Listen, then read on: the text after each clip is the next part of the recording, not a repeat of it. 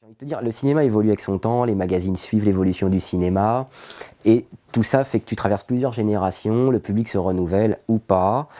Après, pour ce qui est par exemple de la disparition des salles de quartier, je pense que c'est plus une question que ces salles à l'arrivée n'étaient pas assez rentables. Moi je me rappelle quand j'allais au Brady tous les dimanches, en même temps on était 4 dans la salle, quoi, malheureusement. Donc il faut dire, c'est des salles quand même qui n'avaient pas très bonne réputation, qui sont dans des quartiers qui n'étaient pas forcément cool, surtout à l'époque. Les salles étaient crades au possible, ça puait, c'était un cauchemar, les gens parlaient pendant le film. Donc c'est vrai que ça aide pas non plus à voir les films dans de bonnes conditions. Personnellement j'adorais y aller parce que ça me permettait de rattraper des films que j'avais jamais vus en salle et que je verrais peut-être jamais en salle autrement.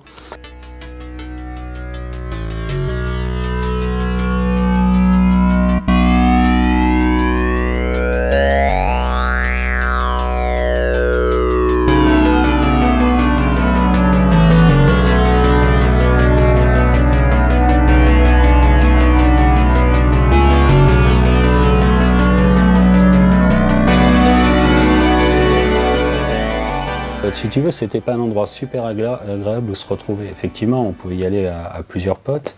Moi, j'y allais quand même assez souvent seul le mercredi. Mais c'était pas un endroit sympa où tu peux te retrouver comme dans un bistrot, quoi, tu vois. T'allais voir le film et puis après tu t'en éloignais le plus vite possible parce que bien souvent ça sentait pas très bon, c'était bruyant. La disparition des salles de quartier, je pense que c'est avant tout des salles qui commencent à être en faillite, hein, tout bêtement.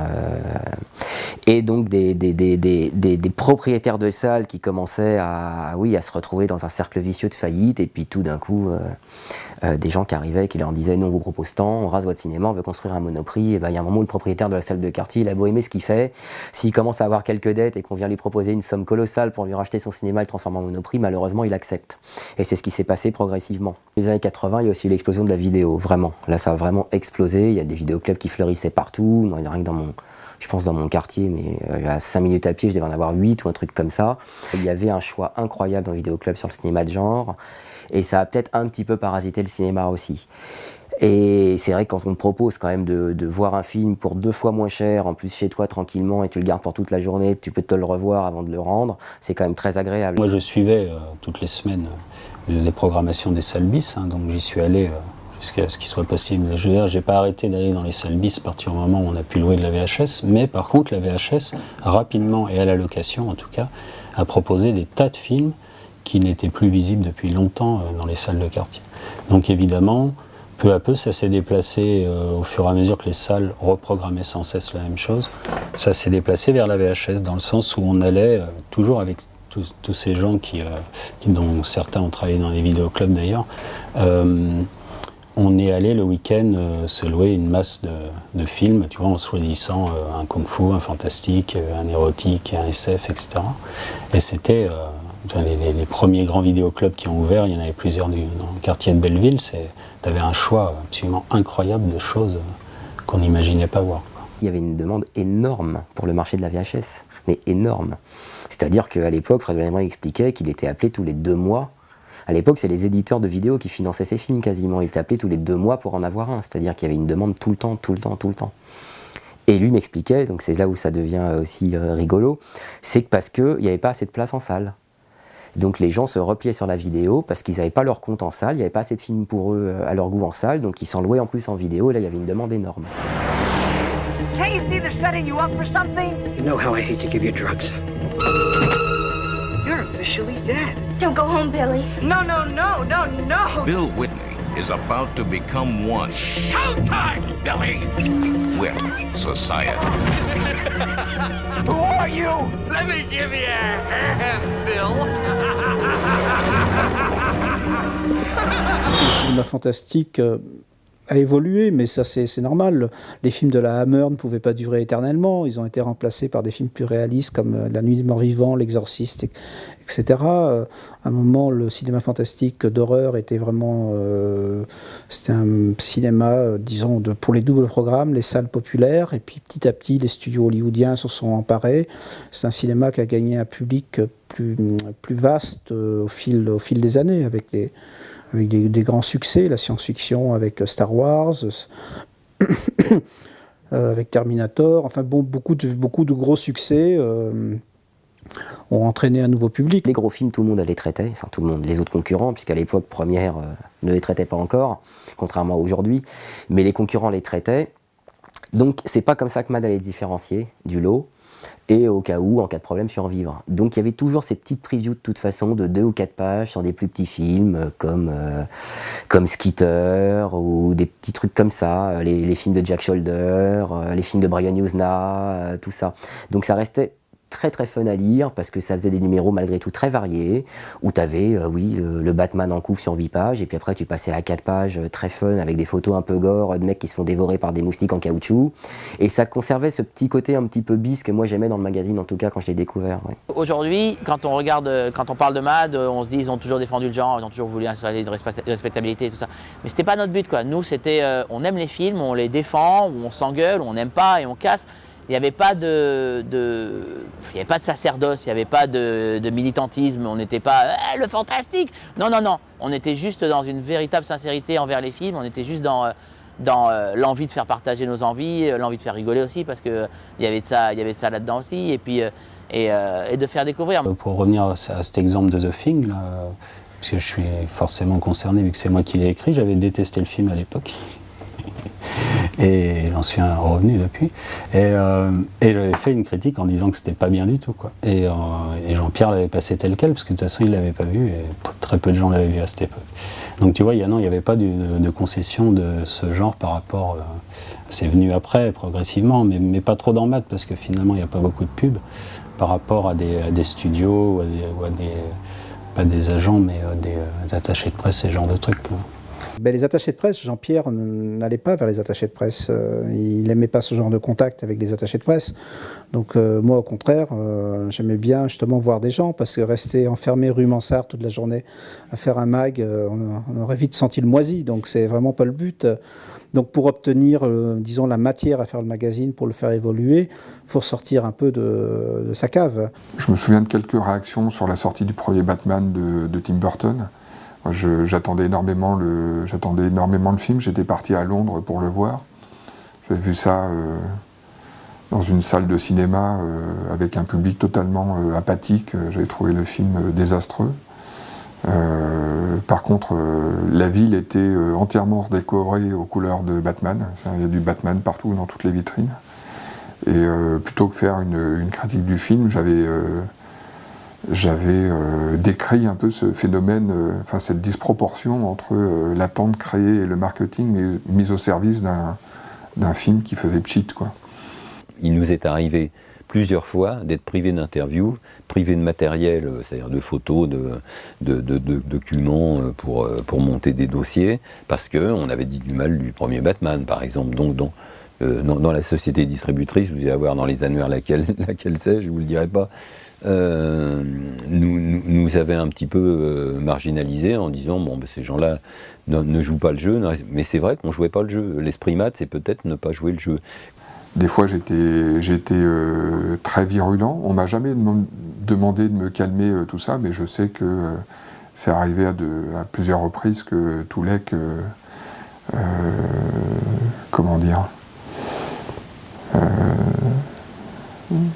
que Toulek passe un peu de pommade derrière pour recoller les morceaux, pour recoller les dégâts que j'avais pu causer dans les relations entre les distributeurs, les attachés de presse et la façon dont on avait traité certains films à l'intérieur de Mad Movies. Il faut faire un petit boulot de relations publiques qui est absolument nécessaire. Jean-Pierre ne l'a jamais aimé, moi j'aime plutôt, sans faire des concessions pour autant. Il ne s'agit pas non plus de déjeuner, de dîner avec des attachés de presse tous les jours, mais il faut garder de bons rapports, parce que sinon c'est intenable, on ne peut pas travailler, on n'a rien, de toute façon, très peu de choses. Pas de concession, effectivement. Des erreurs sûrement, des erreurs de jugement, parce que tout le monde en commet. Par exemple, publier une interview de Le Pen... Ça, c'est un désastre. Ouais. C'est vraiment un désastre. Alors, pour le numéro 64 de Mad Movies, il y a quelqu'un qui avait contacté Mad Movies. Je ne sais pas si c'était quelqu'un que connaissait JPP ou pas. Je crois que c'était un rédacteur qui avait dit « Moi, je peux vous faire une série d'interviews de personnalités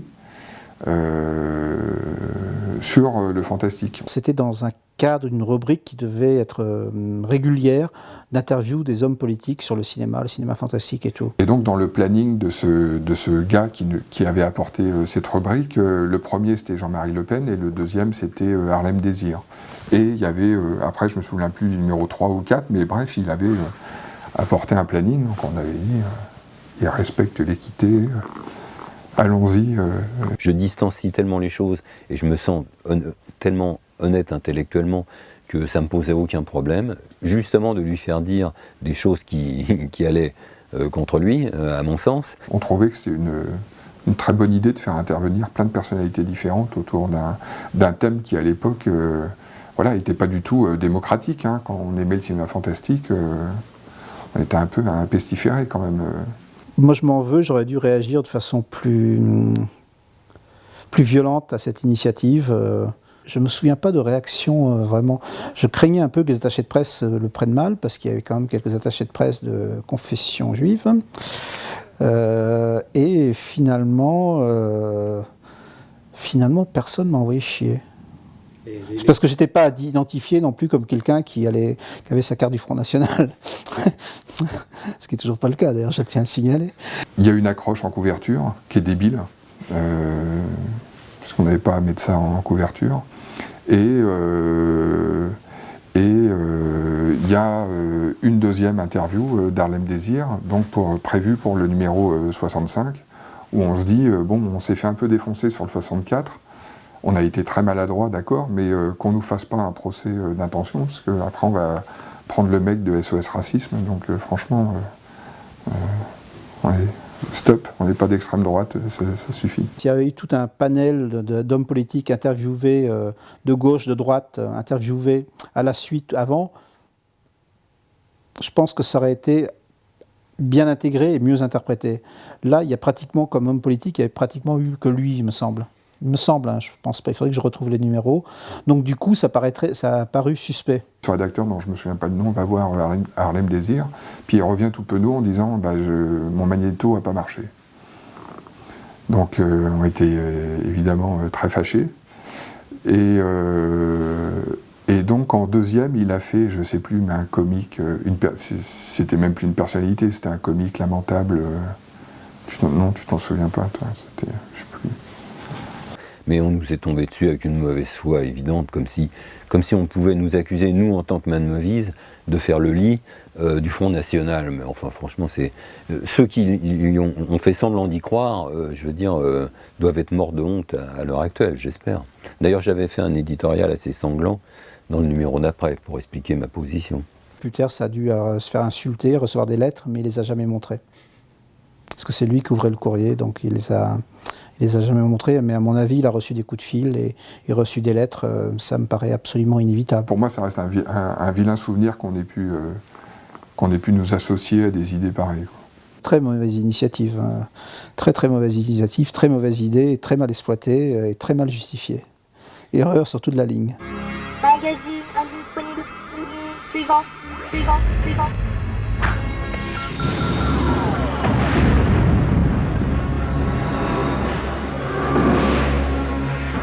Attention, véhicule sur trajectoire.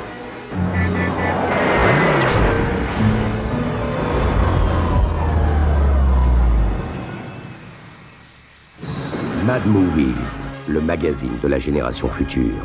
Tous les 2 mois, en kiosque, 20 francs. Une des portes d'entrée à l'époque pour travailler à Mad Movies, c'était pas tant qu'il y ait de la place qui se libère à Mad Movies, qu'il y ait une place qui se libère à la boutique Movies 2000, parce que on rentrait comme ça à Mad Movies, on devenait vendeur de Movies 2000, et puis ça permettait d'écrire dans le magazine. C'était un peu le système Jean-Pierre. La façon dont je suis arrivé à Mad, c'est qu'en fait, c'est parce que j'irritais un peu Marc Toulek. C'est-à-dire que j'étais à fond vraiment dans tout ce qui était B et Z.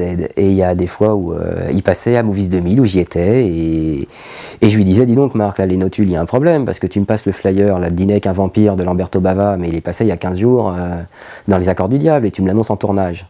Et Marc me disait, mais c'est pas possible, je le ramène du marché du film de Milan, blablabla. Je lui dis, ah oui, mais tu sais, maintenant avec la 5 et la 6, ça va très vite. Les films sont faits, ils sont diffusés, blablabla. Et Marc en avait un petit peu marre que je le reprenne tout le temps là-dessus. Je pense qu'il commençait vraiment à être irrité. Et ce qui fait qu'il me faisait relire les notules. avant de les imprimer, il me disait, bon bah dis-moi, en fait il me faisait pas relire les notules, il me montrait les flyers qui comptaient passer en me disant, est-ce que tu as vu un truc passer sur la 5 et la 6, toi qui es jusqu'à 2h du matin, et au cas où tu les mets de côté, je les traiterai pas. Alain Petit, qui tenait la boutique Movies 2000 à l'époque, est parti, je connais pas la raison, mais j'étais à peine arrivé à Paris que quelques mois plus tard, il y avait une place qui se libérait à Mad Movies, et donc Jean-Pierre m'a proposé de prendre la boutique. C'est comme ça que je suis devenu, pas seulement rédacteur, mais salarié de Mad Movies. Didier Alouche est parti à Los Angeles, devenir correspondant de Canal+, et on m'a proposé sa place. Donc c'est comme ça que je suis vraiment arrivé à Mad, être embauché vraiment salarié. Donc au début, je m'occupais de tenir Movies 2000, comme toute personne qui arrive à Mad, d'être traducteur et un peu pigiste.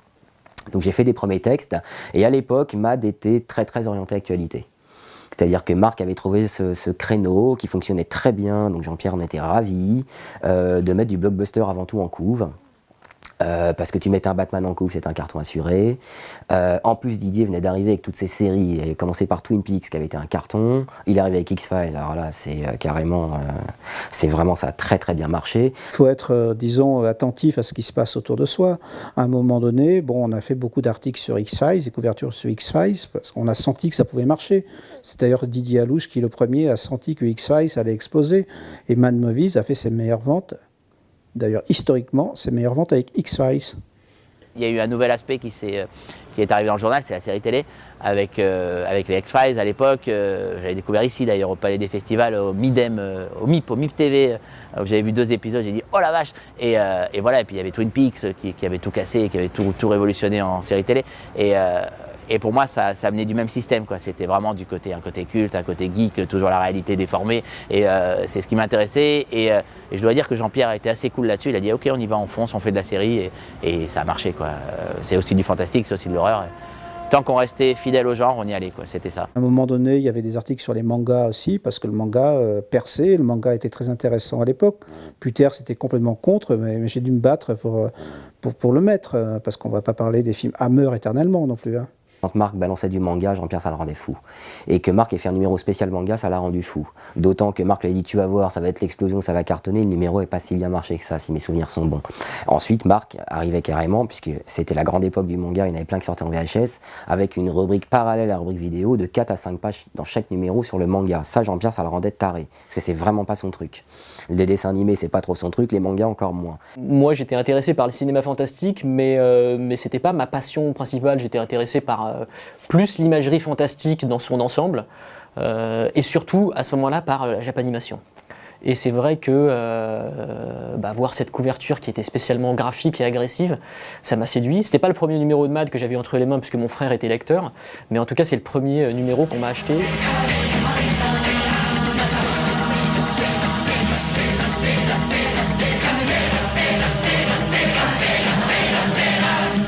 Beaucoup de travail à une époque, beaucoup de travail qu'on peut faire de tel âge à tel âge, après que ça devient difficile. Et puis j'avais une opportunité de partir pour un magazine de télé qui n'a pas duré longtemps d'ailleurs, qui s'appelait Télémax. Voilà, donc je suis parti à ce moment-là, j'ai donné ma démission. Damien faisait à l'époque, oui, des petits articles. Il était souvent fourré à Movies 2000, il me semble. Voilà, il connaissait Didier, enfin il était par là, il faisait des choses et d'autres. Donc comme mon départ a été assez précipité, bon, il fallait quelqu'un rapidement, donc Puter s'est pris la première personne qu'il avait sous la main. Ce qui est arrivé d'ailleurs à Fausto aussi, à Mad, quand Vincent est parti suite au départ de Damien. Bon, Gérard Cohen a pris la première personne qui lui tombait sous la main, Fausto. Bon, il est bien tombé. Il aurait pu tomber sur un mauvais. Là, il a eu de la chance. Voilà, donc Fausto, bon, il a fait l'affaire, donc du coup, il a continué le magazine. Donc les choses se passent comme ça. Il n'y a pas vraiment de choses très réfléchies, très planifiées. Jean-Pierre était toujours très impliqué, un minimum quand Marc était là, même s'il avait laissé les commandes à Marc, un minimum aussi parce que Marc faisait des numéros qui marchaient très bien, tout bêtement, donc il n'y avait pas besoin de mettre son nez dedans. Moi, quand je suis arrivé, ça devenait un peu plus compliqué parce que c'est vrai que Jean-Pierre commençait à en avoir un petit peu marre, en fait, tout bêtement, de tout ça, et aussi du cinéma. du cinéma de genre de cette période-là. Le fantastique des années 90, il est où? Le vrai fantastique? Non, je sais pas, le meilleur film fantastique des années 90, à mon sens, c'est un film de science-fiction, c'est Starship Troopers de Paul Verhoeven, tu vois, qui me semble être genre l'un des meilleurs films, en tout cas, fantastiques des années 90. Dès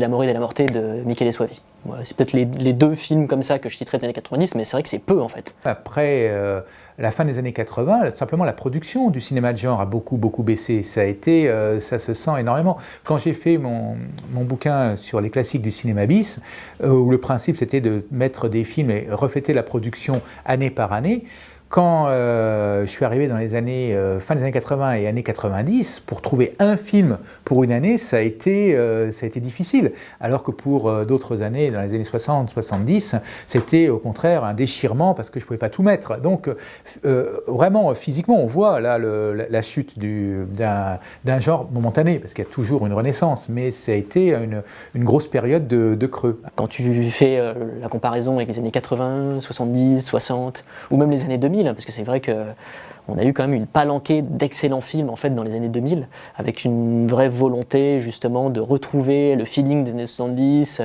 quelque chose d'extrêmement frontal, rentre dedans et qui témoigne un petit peu justement de l'époque actuelle, un peu politiquement troublée comme ça, etc. quoi. Fin 90 et début 2000, je commençais à plus me reconnaître trop dans le cinéma qu'on défendait. Il nous arrivait de mettre en couverture des films dont j'étais pas très fier, le Mystère de l'Ouest, les choses comme ça. C'est vrai que j'avais tendance à lui vendre des fois des sujets et des couves dont il raffolait pas forcément, mais j'arrivais à lui vendre, en fait, tout bêtement. Et je crois qu'il se disait, il y avait une partie de lui qui se disait, fais-lui confiance, parce qu'en même temps, il n'a pas été mis là pour rien, mais en même temps, ça m'emmerde de voir ce film en couve. Donc je pense que Jean-Pierre, il était toujours tiraillé un petit peu entre ces deux trucs, et qu'a fait que progressivement, oui, la passion est partie, un minimum. Ouais. Je pense que le numéro 100 a été le moment où deux logiques se sont opposées, celle de Jean-Pierre qui a dit, j'ai sorti 100 numéros de Man Movies. Ce numéro 100, je l'ai tiré à 100 000 exemplaires, et il était très fier de ça. Et il avait de sacrées bonnes raisons d'être fier de ça. Et ce numéro, il s'est très bien vendu. Et à la limite, je suis un peu obligé de continuer, mais si ça pouvait s'arrêter là, ça serait pas plus mal. Et une équipe derrière qui avait contribué à ce succès-là et qui voulait aller plus loin. Il y a un moment, quand vous êtes moins d'accord avec ce que vous faites, travailler à ce point-là, ça devient un peu insupportable. Et puis j'étais un dinosaure, on avait une méthode de fonctionnement qui ne pouvait pas forcément plaire à tous les nouveaux journalistes. Et heureusement, Simon m'avait toujours dit que le jour où il s'arrêterait, Matt s'arrêterait avec lui. Heureusement, des gens dans son entourage l'ont convaincu par contre de ne pas faire ça, c'est-à-dire de s'arrêter lui s'il en avait marre, mais d'essayer de trouver repreneur au magazine. Je pense que les gens qui l'ont convaincu, il y a sa femme qui a joué pour beaucoup, ça je le sais, et je crois que Fabrice Lambeau aussi a dû un petit peu le convaincre d'aller dans ce sens-là de toute façon. Il se trouve que j'étais déjà dans la presse et que Mad avait le même photograveur que moi, que la société que j'animais à l'époque. Et donc j'étais tombé sur cette couverture de Scream 3 que j'avais trouvé sublime. Et je disais à mon photograveur, voilà, si je pouvais avoir un journal comme ça, je serais très heureux. Je l'ai ressenti au moment où je me suis dit que si quelqu'un me faisait une offre pour acheter Man Movies, je le vendrais. Donc ça faisait quelques mois que ça me taraudait. Et j'ai eu le malheur d'en parler, enfin le malheur ou le bonheur, j'en sais rien, parce que je sais toujours pas, d'en parler à quelqu'un qui s'est fait fort d'en trouver un en 3 semaines. Un jour, invraisemblable, il y a eu quelqu'un qui est venu me voir et qui m'a dit « Est-ce que ça vous intéresserait de reprendre un magazine de cinéma ?» Mais attention, c'est pas les cahiers du cinéma, c'est pas Première, c'est un magazine un peu particulier.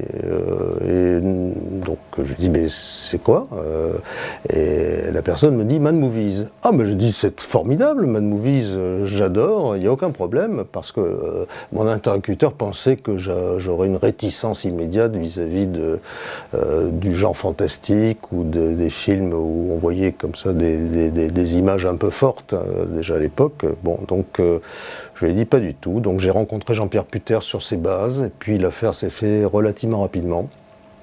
Et ça s'est conclu, et mon grand regret, c'est de ne pas avoir eu le temps de faire un éditorial d'adieu pour expliquer ma position et ma fuite, parce que là, ça ressemblait carrément à une fuite. Donc on s'est retrouvé avec un nouveau patron. Je me souviens de la première fois où on s'est rencontrés, où il a fait l'éloge de Mad Movies. Mon souci, en fait, ça a été de ne pas rompre le charme. Mon souci, ça a été de garder intacte cette alchimie entre les lecteurs et le magazine et de faire en sorte que les gens ne voient pas de rupture. En réalité, j'ai essayé d'apporter une autre dimension tout de suite, qui était une dimension d'aller plus loin vers la professionnalisation. Et il a notamment dit que l'une des forces de Mad Movies, c'était le courrier des lecteurs, qui était en fin de magazine, et que c'était dommage que ça soit en fin de magazine et qu'il faudrait le mettre en début de magazine. Et alors là, ça a été un choc, mais pour tout le monde, quoi. C'est-à-dire, il y a eu pour Damien, pour moi, pour Rafik, je sais plus, mais c'était une résistance au changement terrible. C'est-à-dire, moi j'avais envie de faire plein de trucs, mais tout à coup, lui, il arrivait en disant, tiens, on va changer ça. Et c'était impossible pour nous, quoi. C'était un sacrilège total. Il y avait encore quand même un certain nombre de choses qui étaient de l'ordre de l'amateurisme. Les journalistes, par exemple, faisaient les colis ou faisaient les paquets et les portaient à la poste pour les abonnements, par exemple. Il y avait certains journalistes qui tenaient la boutique Movies 2000 qui était associée à Mad Movies. Franchement, on était vraiment mal à l'époque. Enfin, moi, le premier, on était complètement cramés. Et puis quand même, on a commencé à travailler ensemble. Non seulement il nous a écoutés, mais il a bien compris que le potentiel de Mad Movies, c'était de faire un mensuel. Ma première décision, ça a été évidemment d'optimiser les moyens qui étaient à ma disposition. Et donc j'ai pris la décision de mensualiser Mad Movies, pour faire en sorte que c'était avec l'équipe qui s'en occupait, la même équipe qui s'occupait aussi d'Impact, de n'en faire qu'un seul et même magazine paraissant tous les mois. Tout simplement parce que Mad Movies était diffusé à 60 000 exemplaires, à plus de 60 000 exemplaires, et Impact était diffusé à 30 000, la moitié. Donc c'était les mêmes qui fabriquaient pour les deux magazines, sauf qu'il y avait un magazine qui était 2 fois moins vendu que le premier. Donc la logique, c'était de faire en sorte qu'il y ait un seul magazine qui paraisse tous les mois avec la même équipe.